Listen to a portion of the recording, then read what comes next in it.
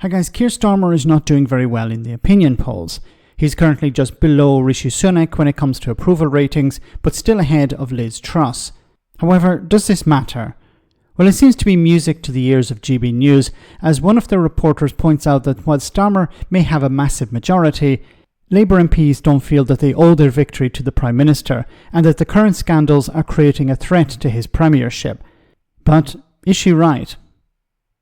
Well, GB News' political correspondent Olivia Utley joins us now. Olivia, this is one mighty fall, isn't it? Would it worry him, though?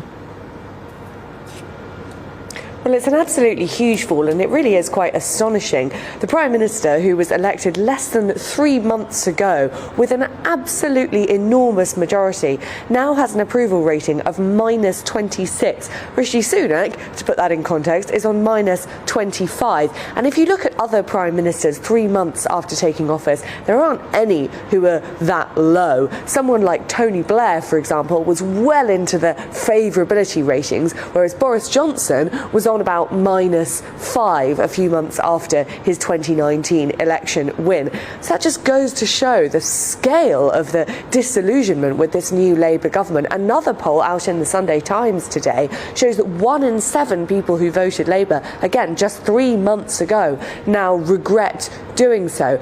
Is Keir Starmer worried about that? Well, on the face of it, he does have this enormous majority. He can push through basically any legislation that he likes, as we've seen with that very unpopular child benefit cap, and of course with the winter fuel credits. He was able to get those measures through Parliament very, very easily, even though there was a lot of backlash in the wider country and on his own backbenches.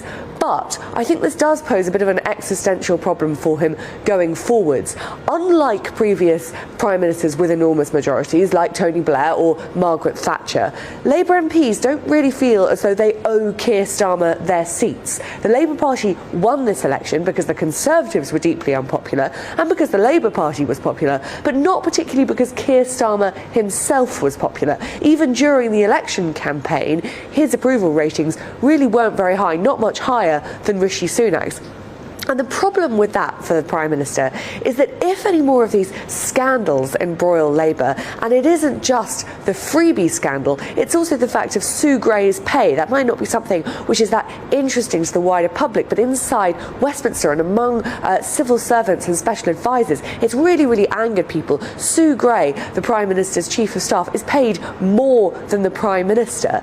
Now, if any more scandals like that embroil the Labour Party, then you could end up in a situation where Labour front benchers and backbenchers begin to move against the Prime Minister. They wouldn't have done it to someone like Tony Blair because they felt as though Tony Blair had won them their seats. They felt grateful to Tony Blair. They don't feel like that about Keir Starmer. And looking forwards, not yet perhaps, but in a year, maybe 2 years, that could start to be a bit of a problem.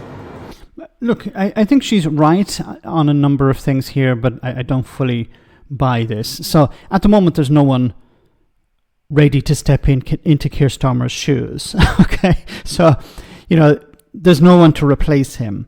So he's going to remain in his position.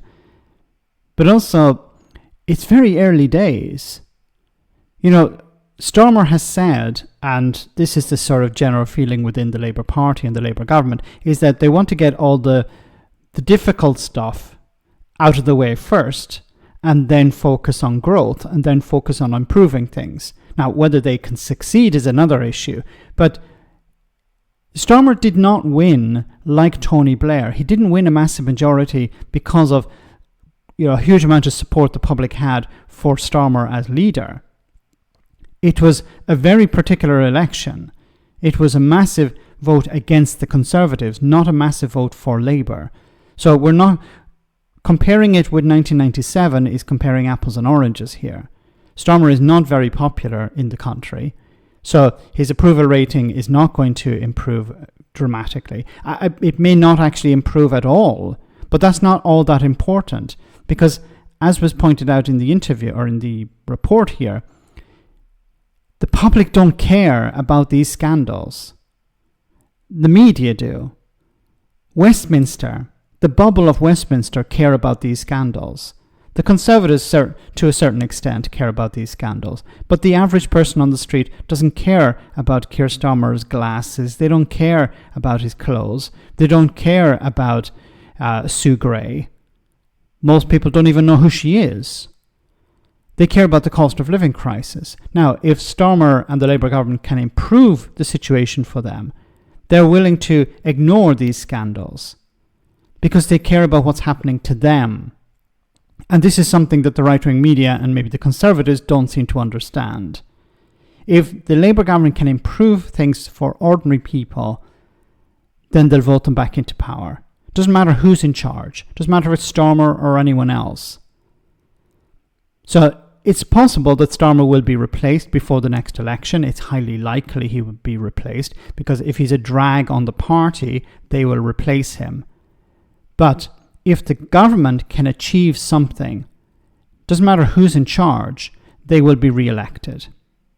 Let me know in the comment section, guys, what you think about all of this. As always, your comments are greatly appreciated. Thanks a lot.